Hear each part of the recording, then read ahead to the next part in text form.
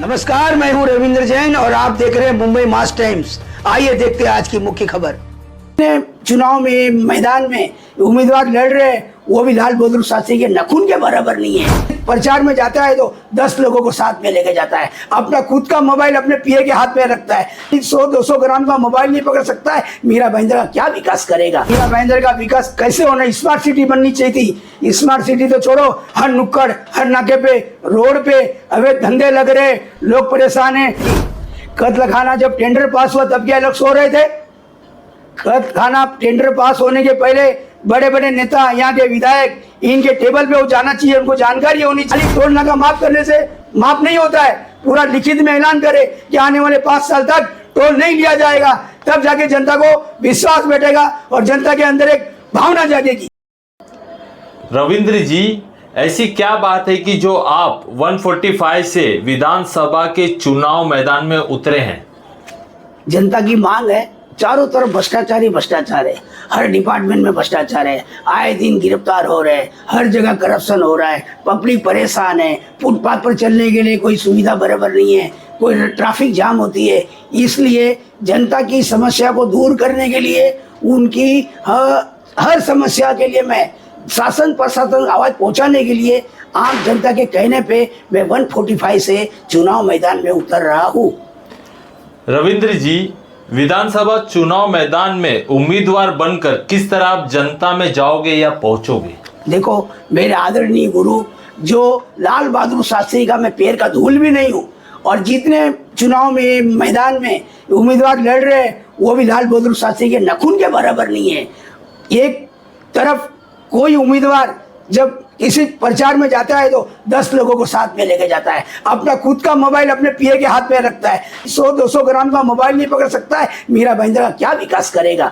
और मैं चुनाव में जब उतरूंगा जाऊंगा, न मेरे टेम्पलेट हो गए, न मेरे बैनर हो गए, न मेरी रिक्शा होगी, न मेरे का ऐलान हुआ, सिर्फ मेरा नाम ही जनता के काम आएगा, जनता का काम करूँ, यही मैं चाहता हूँ।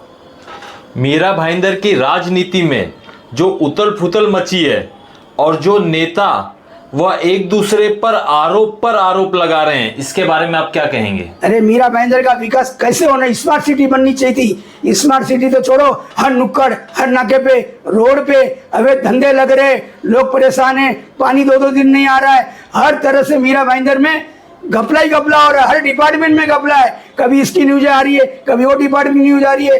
राशन की गड़बड़ है, राशन में लोगों को बराबर राशन नहीं मिल रहा है, कई राशनों की दुकान में रेट हो रही है। ये घोर अन्याय हो रहा है जनता से, और जनता का अन्याय मैं बर्दाश्त नहीं करूंगा। समय समय पर लड़ूंगा।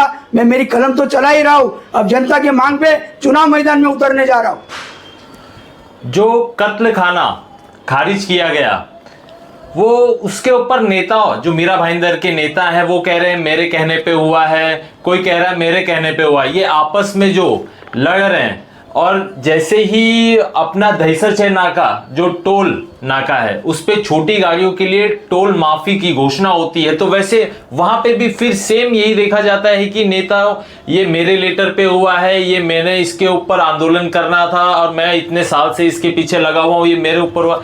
तो ये जो भी कुछ मीरा भाईंदर में हो रहा है कि मैंने किया है, मैंने जनता को किया है, सारे ही आपस में ऐसे उलझे हुए हैं। तो जनता जानना चाहती कि आखिर ये इलेक्शन आने के टाइम ऐसा कर रहे हैं या फिर जनता का वोट पाने के लिए कर रहे हैं? अरे कत्ल खाना खोलने की जरूरत ही नहीं थी। कत्ल खाना जब टेंडर पास हुआ तब क्या लोग सो रहे थे? कत्ल खाना टेंडर पास होने के पहले बड़े बड़े नेता, यहाँ के विधायक, इनके टेबल पे वो जाना चाहिए, उनको जानकारी होनी चाहिए कि कत्ल खाना खुल रहा है। चुनाव आने के टाइम पे कत्ल खाना का ऐलान हो रहा है। टोल नाका अब बंद हो रहा है चुनाव आने के टाइम पे। ये टोल नाका 2 साल पहले बंद होना चाहिए था। जनता तरस रही थी, भीड़ इतना, चेक नाका पे जाम, और आज जब टेंडर रद्द हुआ है, देखना चुनाव खत्म होने बाद में फिर टेंडर लागू हुआ तो उसकी क्या गारंटी है? कोई लिख के देने वाला है कि 5 साल तक टेंडर जो ये इसका टोल नाका का हमने माफ किया है 5 साल तक बंद ही रहेगा? तो ऐसी कोई घोषणा है, ऐसा कोई लिख के दिया है तो मैं मानूं? तो जनता के हक को उन्होंने बराबर समझा है। खाली टोल नाका माफ करने से माफ नहीं होता है, पूरा लिखित में ऐलान करे कि आने वाले 5 साल तक टोल नहीं लिया जाएगा, तब जाके जनता को विश्वास बैठेगा और जनता के अंदर एक भावना जागेगी।